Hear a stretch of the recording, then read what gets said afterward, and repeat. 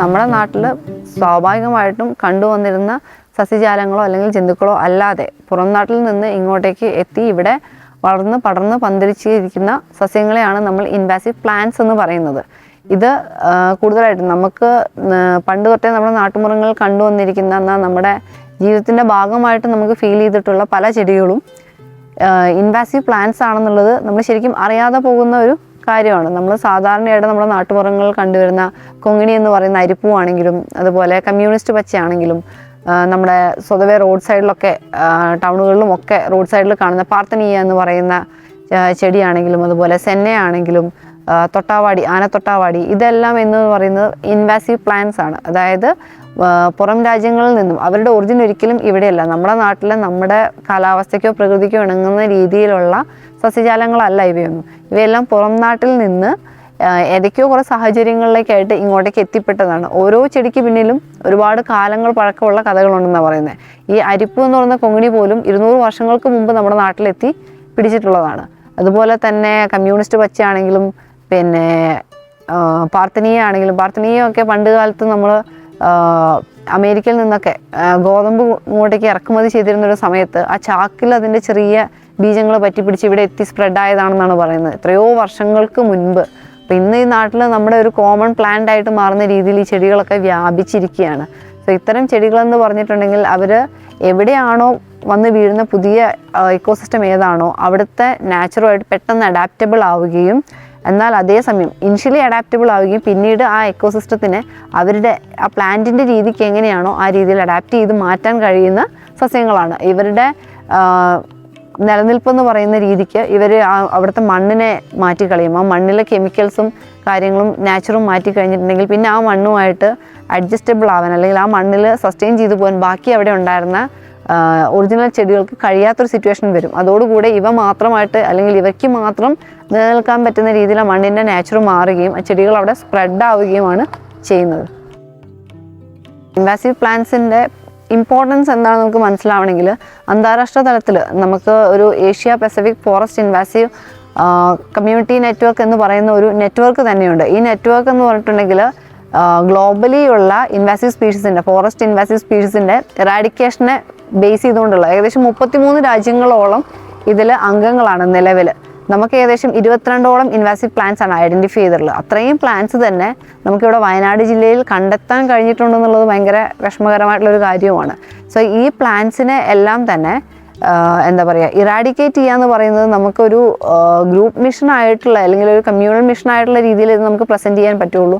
ഇതിൻ്റെ ഇറാഡിക്കേഷൻ എന്ന് പറഞ്ഞിട്ടുണ്ടെങ്കിൽ കംപ്ലീറ്റ്ലി ഡിസ്ട്രോയിഡ് കംപ്ലീറ്റ്ലി എന്നുള്ളതാണ്. കാരണം ഒരു വേരിൻ്റെ ഒരു കഷ്ണം ഇരുന്നാൽ പോലും അതിന് ഒരു ചെറിയ മഴയോ അല്ലെങ്കിൽ അത് ഒരുപാട് കാലം മണ്ണിലിരുന്നിട്ട് അതിന് വീണ്ടും അതിന് സാഹചര്യം വരുമ്പോൾ അത് പുറത്തേക്ക് പൊട്ടിമുളച്ച് വരികയും ചെയ്യും.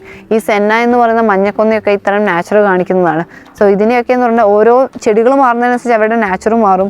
ഈ കമ്മ്യൂണിസ്റ്റ് പച്ചയാണെങ്കിലും അരിപ്പൂവാണെങ്കിലും ഇതിനൊക്കെ വേരോടെ പിഴുതിട്ട് കത്തിച്ച് കളയുന്ന രീതിയാണ്. കാരണം പിഴുത് മാറ്റി വെച്ചാൽ അടുത്ത മഴയ്ക്ക് അത് വീണ്ടും അവിടെ ഉണങ്ങിയിരുന്നാലും അടുത്ത മഴ വരുമ്പോൾ അത് വീണ്ടും അതിൽ നിന്ന് കിളിർത്ത് വരാൻ തുടങ്ങും. സോ അതിന് വേരോടെ പറിച്ചെടുത്ത് കത്തിച്ച് കളയുക എന്നുള്ളതാണ് കംപ്ലീറ്റ്ലി ഇറാഡിക്കേറ്റ് ചെയ്യുന്നുള്ള മെത്തേഡ് എന്ന് പറഞ്ഞാൽ. അതുപോലെ സെന്നയൊക്കെ ആണെന്നുണ്ടെങ്കിൽ അതിൻ്റെ തോല് ചെത്തിക്കളയുക. തോല് ചെത്തിക്കളയുക 1 മീറ്റർ സൈസിന് അതിൻ്റെ തോല് ചെത്തി കളഞ്ഞിട്ട് ആ മരത്തിനെ കംപ്ലീറ്റ് ആയിട്ട് ഉണങ്ങി പോകാനുള്ളൊരു സിറ്റുവേഷൻ ഉണ്ടാക്കി വയ്ക്കുക.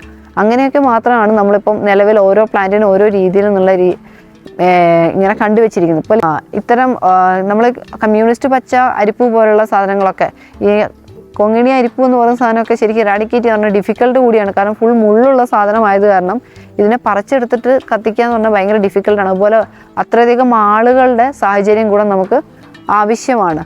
ഇത്തരം സാധനങ്ങളെ നമ്മൾ കംപ്ലീറ്റ്ലി എടുത്തിട്ട് കൂടുതൽ ആളുകൾ വരുന്നത് ഇങ്ങനെ ക്യാമ്പിൻ്റെ ഭാഗമായിട്ടോ അല്ലെങ്കിൽ ഡിപ്പാർട്ട്മെൻറ്റ് ഇതിനു വേണ്ടി ഇനിഷ്യേറ്റീവ് എടുത്തിട്ട് ക്യാമ്പയിനിങ് നടത്തുകയും ഇത്തരം സസ്യങ്ങളെ കണ്ടെത്തി വേരോടെ പിഴുത് നശിപ്പിച്ച് കളയാറുണ്ട്.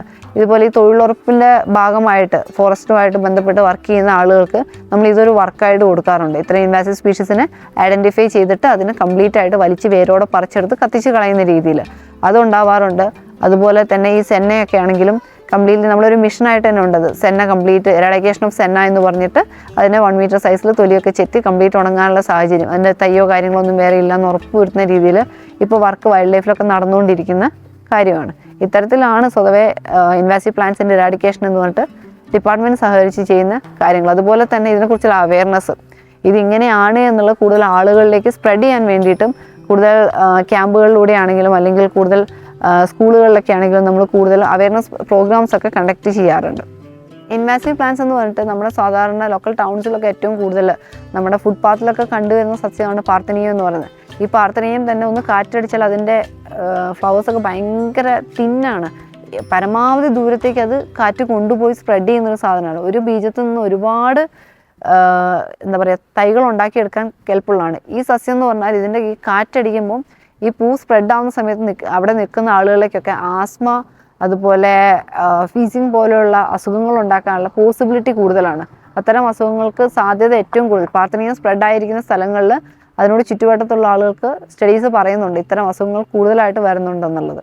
അത്തരം പോസിബിലിറ്റി കാണിക്കാനുള്ള രീതിയിൽ വരെ നമ്മളെ മനുഷ്യന്മാരിൽ നമ്മളെ നോർമൽ വർക്കിങ്ങിന് ശരീരത്തിൻ്റെ സാധാരണ ഘടന മാറ്റിമറിക്കുന്ന രീതിയിൽ എന്തെങ്കിലും അസുഖങ്ങൾ പരത്തുന്ന രീതിയിൽ പോലും ഇൻവാസീവ് പ്ലാന്റ്സിന് ഇൻവോൾവ്മെൻ്റ് ഉണ്ട് എന്നുള്ളതാണ്.